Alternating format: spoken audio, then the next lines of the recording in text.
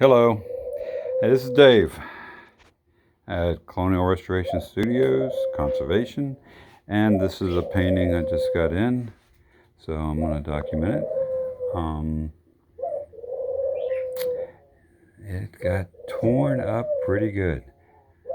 It's very dry, very brittle, so I'm going to recanvas it, put a new canvas on the back of it before I even start it, basically, because everything's just so fragile.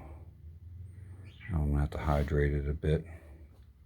So I'm gonna give you all a look. I'm gonna turn it sideways, see if hopefully that doesn't change much. But anyway, this is what I've got to work with. It's mid 1800s, so nice painting. Anyway, this is going to get started.